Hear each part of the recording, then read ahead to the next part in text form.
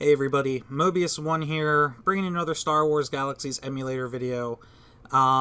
Today we had some slightly upsetting news come from the SWGEMU staff.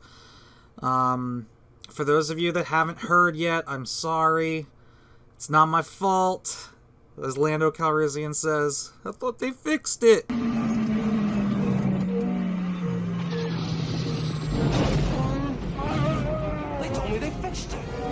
It's not my fault! Well, in my case, I thought they were adding it.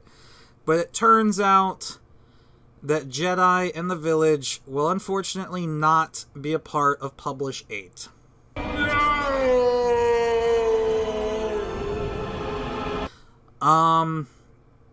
Yeah, it's kind of disappointing, but at the same time, not surprising. Jedi have been something that, I could talk about, there's so many different things that I want to say about this, because I know a lot of people are going to be raging, like literally raging, that Jedi are still not being added to Galaxies. And the fact of the matter is, and I've said this many, many times before, but in case you're one of those people that, pick and choose which videos on my channel you watch, and you just happen to never pick one that I've actually said this before, but the Jedi classes themselves, the actual professions that make up Jedi in Galaxies, which are like the lightsaber, force defense, force enhancement, force healing, and I think just force powers is the other one. Those professions, those skill trees, and all of the abilities associated with them, for the most part, are already finished. I mean, the devs themselves will jump into the game during, like, live events and stuff, and run around as Jedi, using lightsabers, using force powers. And I have videos on my channel where you can see that, so that's already in the game. Like, that is done. If that is done, how come we don't have Jedi yet? Is because they have not finished the Village, which back in, like, episode 100 or something is when I did How to Become a Jedi on Basilisk. We went over just, like, how to get to the Jedi Village, and that's, like, this whole elaborate process of collecting badges and stuff, and, well, that entire system is so complicated, so complex, has so many moving parts that no other part of the Star Wars Galaxies game has. It has a 4-cycle village that changes phases every 3 weeks, that have actual quests, unlike any of the fetch and grab or go and kill or escort missions that any of the theme parks have. They actually have, like, random spawn, and they're kind of like the Hero of Tatooine, which I still haven't done on here yet, which is probably coming in the near future. Just so many unique things that the dev team basically has to recode from scratch, that it's no wonder that it's taking so long for a volunteer crew to get this done. And, like, the fact that they didn't actually start working on it until around the time Publish 7 was done is that is why it's not surprising to me that it's not going to be done for Publish 8. This is something that they, in my opinion, should have had a small, like, maybe 2-man team working on from the very beginning, so that by the time the rest of the team was ready to, like, okay, let's jump in and get Jedi implemented, that they would have had a lot of the groundwork already established for the Village. I think the fact that they didn't do that is part of the reason, and this is all speculation from my part. I could be completely wrong. I literally, and a lot of people think that I have, like, insider information. I don't talk to any of the devs. Sometimes when I live stream, one of the, like, code contributors or quality assurance people will hop in my stream chat and say hi to a few people, and help answer questions. But other than that, I know just as much about everything as the rest of the Galaxy's players. So I'm just another one of you guys that happens to make videos. That being said, I think they would have had a much better chance if they had like a dedicated Jedi duo, like, you know, a Sith master and apprentice. There are only two, if you will. But I don't believe they did. So when Publish 7 finally rolled around and they were like, okay, you know, Jedi, Publish 8, we're gonna do it. Then they realized how much of a task getting this Jedi village in was going to be. I think that that's why it's not happening. So that being said, like, just looking, because I read all the patch notes or all the updates that they post weekly, because every like Monday or Sunday or something they post weekly updates of what they've added to Nova, and I've read them every week, and I've been paying attention to all the changes that they've been doing, and they're working on like phase 3 out of 4 of the Jedi Village. So like they're pretty far through getting things going. My desk is wood. Knock on wood. I would bet that Publish 9 will be the publish. I shouldn't even be saying this. I bet that Publish 9 will be the publish where we finally see Jedi. That's going to come back to bite me later, I'm sure. We're doomed. Just because they've already gotten, like, the basis for what the village needs to be is all done. Like, they've got a huge foundation to build on now. It's going to be the same when they start working on Jump to Lightspeed. Like, right now, maybe they do have some stuff done in the background behind the scenes on Jump to Lightspeed. I know, like, other servers have watered-down versions of Jump to Lightspeed up and running. Maybe they... I don't know how that... I know there's a lot of drama about code stealing and sharing and whatever.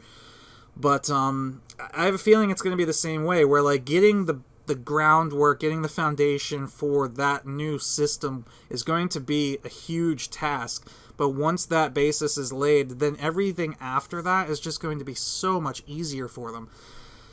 So, that being said, I know a lot of people are going to be super upset.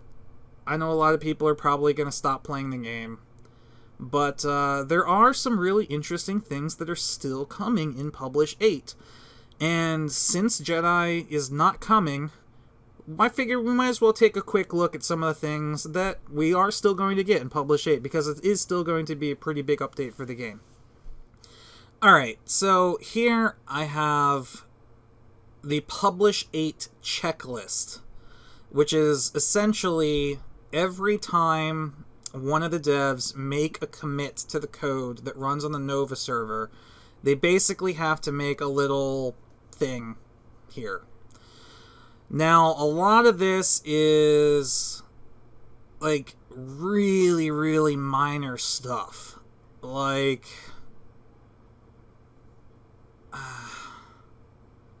Bandit will not spawn into an incomplete tutorial if he was defeated prior. Room after Bandit will not be locked if an incomplete tutorial if the Bandit had been completed before. So, like, getting multiple release documents and tutorial is speaking to mission giver more than once. So a lot of these fixes are going to be really, really minor, and to be honest with you, I haven't really read over this ahead of time to see what things I should highlight in here, but we're just going to take a quick run through, because I haven't done this in a while, and they've been making these changes. They're not dated, but, like, this has been going on for a while, like several months, like more than half a year. There's over 6 months worth of stuff that they've added here. And you can see at the bottom here, several pages of stuff to do. And Publish 8 carryover, which we'll look at last, is stuff that they wanted to get in Publish 8 that unfortunately is not going to be completed. So, if we just look, I mean, you can see from the very beginning, they've added check for village-type holocron usage, now usable by Jedi. Sith shadow spawning after old man encounters. Added completely rewritten new player tutorial. So Publish 8, we're going to be getting the new player tutorial. I know a lot of you don't give two craps about the new player tutorial, but that's something that Galaxy's had and the emulator has never had, so it's going to be really cool to have that. tutorial room should persist. I'm not going to read every single thing, but let's just kind of browse through here, and I'll put the link to this in the description of the video for if you guys want to go through here and look at like every single thing individually, because I'm sure there's going to be some pretty cool ones that I accidentally go over, just because this video will be an hour long if I just stop and read every single one.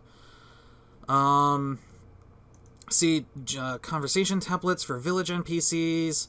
They set the village to stay in phase 1 while they tested it. They added destroyed buildings to the village phase 1. So you can see like they were working on the village way long ago. Intro village screenplays. Some miscellaneous issues. Regen rates should be more in line with live. Armor should only factor in bleed. So you can, like, those of you, like, I don't know how many people do this, but with me, whenever like a game I play has a patch and the devs release like the patch notes to the game, I will go through those patch notes with a fine-tooth comb and read like all of the changes that are being made. And that's basically what these are. Look, added jukeboxes. That's freaking cool. Jukeboxes are awesome, especially for how many, like, for guild events and stuff like that. Jukeboxes, like, it plays music for everybody in the area. That's pretty cool. Does it make up for the fact that we're not getting Jedi? No, I understand that. I know some of you are still really angry. But I'm just saying, go jukeboxes. Jedi robes, they fixed them. I don't know what I planned on getting out of this. CZ fixed. Force power regen is now activated with the player's max force power changes, and their current force is less than the new max. It's pretty cool. Anyway, I know a lot of stuff that like the new player tutorial is a big one that we're getting. They changed a lot of, like, they adjusted loot drop rates. They're also making it so that you can't buff while in caves. So a lot of, like, right now there are a lot of AFK, like, loot spawn campers. Like, people are camping the Accolade and a lot of different, like, high-level mobs that spawn in the same location over and over again, like Axe Famine. Those type of mobs, since they're in caves or in bunkers or whatever, will no longer be able to be AFK camped because the people there won't be able to rebuff themselves. Unless, of course, the target is able to be killed while unbuffed, then obviously that won't fix it. But yeah, I'm trying to find anywhere on here if they have the GCW fixes, because there are a lot of changes coming to... Uh-oh. Page 3 and 4? What happened to page 3 and 4? Okay, there we go. I know they made a lot of changes to, like, the GCW bases. So one of the most interesting... Here we go, like GCW base turrets attack speed. They fixed base turret attack speed. Changed GCW base turrets vulnerable to lightsaber. They fixed the Jabba theme park mission Meat Beast unintended aggro, where if you tried to do Jabba's theme park on, like, the first mission for the chef, you have to go kill, like, a Cadu or something, and he ends up getting killed by the mercenaries that are supposed to be escorting it. So they fixed that. Changed GCW turret damage types. So there's a lot of stuff that they've done that's going to make Galactic Civil War, which is what GCW stands for, base busting more interesting. PvP faction bases will register on the map.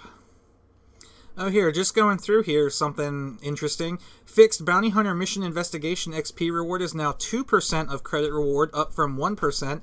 So now you're going to get twice as much Bounty Hunter experience when doing your investigation grind. So you're basically going to level up investigation twice as fast as you did before. However, Bounty Hunter missions can no longer be sliced.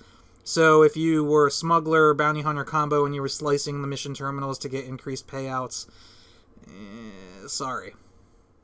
Here we go. This is one of the things I was looking for. added functionality to spawn GCW planetary control mobs, only spawning in Thebes so far. This is one of those things that I actually didn't think that they were going to work on until after Jedi, which is the impact, I guess, of GCW bases that players can place affecting the NPCs that spawn inside NPC cities, such as Thebes, Mos Eisley, towns like that. And I talked about this in one of my older videos. I don't remember which one, but basically, like, let's assume you're on Tatooine, and on Tatooine you have all of these rebel bases that players buy from their rebel recruiters with faction points, and the rebels have more bases than the Imperials. Excuse me. This will cause the NPCs in cities such as Mos Eisley, not Bestine because Bestine's an Imperial capital, Mos Entha and Mos Espa, to be rebel spawns instead of stormtroopers. Like, you know how there's that stormtrooper standing outside of Mos Eisley? Well, if the rebels go around Tatooine and destroy Imperial bases and then place rebel bases instead, that will actually change that it'll be a rebel guard standing in front of the starport, which is kind of cool. I mean, I think there are a couple other perks that you get, like whichever faction is winning, their stuff that they can buy from their faction recruiter costs less. And stuff like that. So it's another aspect of the game that is kind of like, it's another end game thing. Because a lot of, like right now, a lot of people are complaining that there's not much to do end game, and they're pretty much right. Like, there isn't a lot to do, though I always stand by the argument that Galaxies is a sandbox game, and you kind of have to make your own fun, and part of the reason why a lot of us play is because it's almost like a Star Wars Second Life.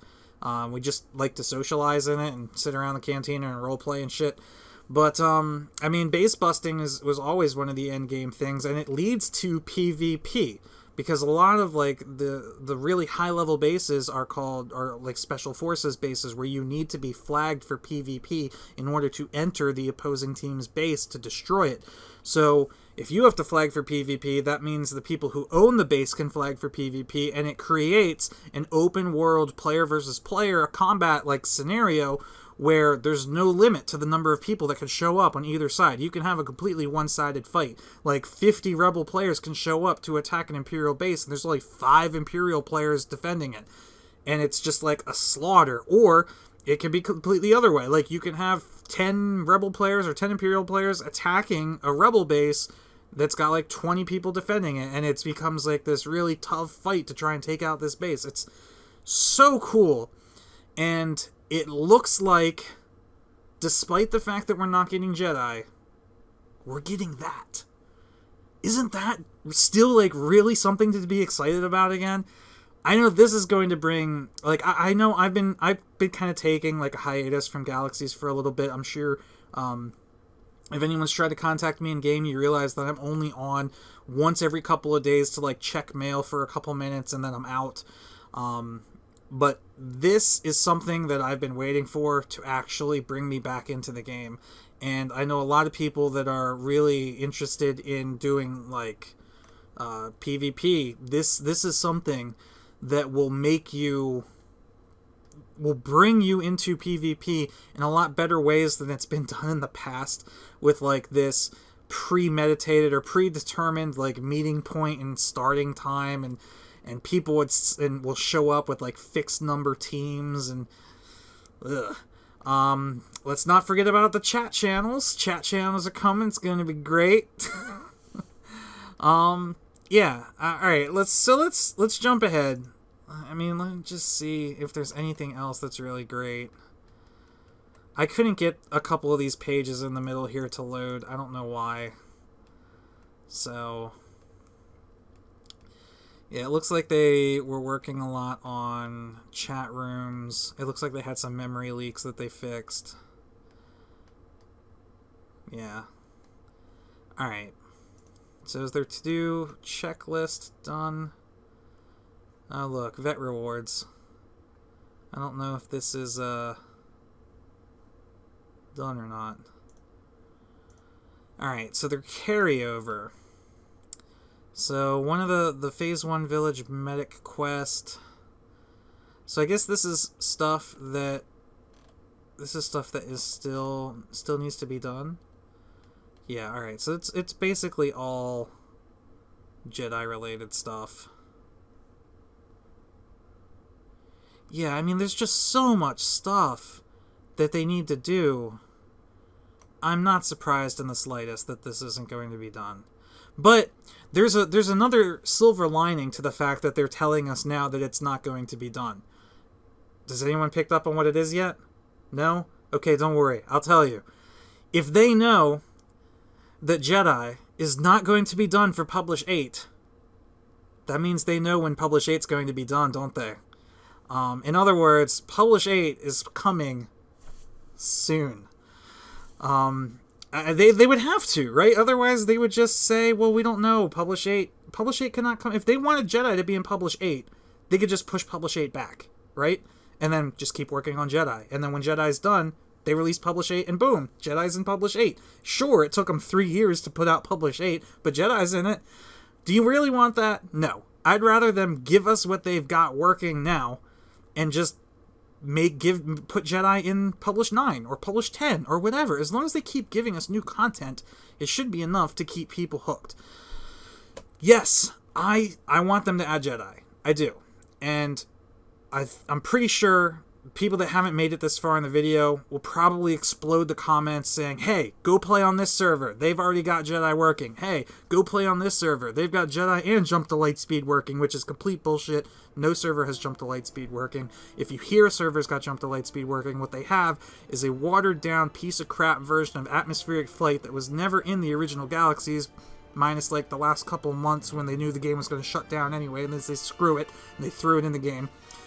Where you can't fight, you can't invite other players onto your ships, and all it really is a method of travel between planets and like instances that were from NGE that they like ported back to pre-CU. Like, just no, it's not Jump to Lightspeed.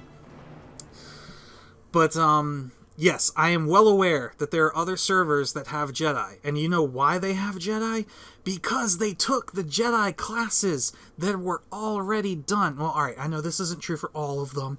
God, so many people are going to, like, hate on this video.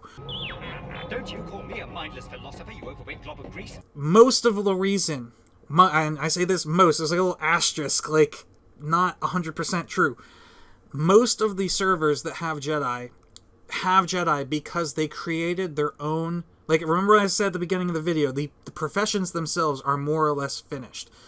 Well, those servers took those professions from Basilisk's or Nova's code or whatever, and formed their own method of becoming a Jedi that was not the method of the Village or the Holocron system. And we can get into a debate over, you know, how good those systems are, and maybe the new systems are better than the ways they were in Live, but the fact of the matter is that they are not the way it was in Galaxies when Galaxies was Live, and that is what Basilisk is striving for. Basilisk does not care if the Village system sucks. It doesn't. That's not the point of Basilisk. They are not interested in balancing or fixing issues that the original game had. What they are striving for is a perfect, to the best of their ability, emulation, including flaws of the original game, that they can then fix on the Sun Crusher server once it's done. But they don't want to fix any of those issues until they have everything working the way it was in Live, because that's not how a development cycle works. Once they know what their end goal is, they know what their final product is going to be or should be, and they know that they're going to make changes to some of the stuff of that final product after they get to that final product, but they want to get to that final product. And if they start making changes to stuff that even if they know they're going to change it later, but if that's how it was in the original game, if they start investing their, obviously limited time and resources to fixing that stuff now, then they'll never get around to making all of the other content that they still have to make. We still have to get the Corellian Corvette. We still have to get, shit, what was the other thing? Oh, the GCW stuff. The Imperial Crackdown, where Imperials can do, or Stormtroopers can do, like, random, illicit contraband searches and stuff like that. There's so much stuff that they haven't even started working on yet, that if they started doing stuff like creating their own Jedi unlock methods, or started balancing classes for PvP so that Rifleman Combat Medic wasn't such an OP combination, then we might not ever get any of the other stuff, just because it's a volunteer project and they don't have all the time and, you know, resources that a regular dev team would have. Anyway, I'm just rambling now. If you really want to play as a Jedi, go play on one of those other custom servers. Just know that, like, the experience you're getting is not a genuine Galaxies experience. It's a player-made one, and there's nothing wrong with that. But that's not what I play Galaxies for. I play SWGEmu because I like the nostalgia that it gives me from playing the game when I was a kid. And if I play on a custom server that has custom content that wasn't in the game that I played when I was a kid, I lose that effect. I don't get that benefit that I get out of Basilisk, which is why I play on Basilisk. Anyway, this video has been way longer than I expected it to be. It was really just me ranting a long time about why the fact that we're not getting Jedi isn't necessarily a bad thing, when we are getting a bunch of other really cool things too. So, yes, it's okay to be upset. Yes, it's okay to be angry. Yes, it's okay to stop playing Galaxies for a little bit if it really bothers you that much. And yes, it's okay to go play on another server if you want to play on another server. But no, it is not okay to be send like angry messages or hate messages to the developers for teasing you about Jedi, because if you only knew like the amount of crap that it takes to do what a small team of people are trying to do, you'd have a whole different level of respect for people out there and for game developers and coders and shit. Anyway, I hope you guys found this video at least a little bit enlightening on the situation, and continue to follow. I'll let you guys know if any other huge updates come along, and when Pub8 finally is released and we do have like a final checklist or patch notes, we'll go over it with a more fine-tooth comb than we do here, because I don't know how many of these are actually going to even stick around till the final Pub8. So anyway, thank you guys for watching. I'll see you next time.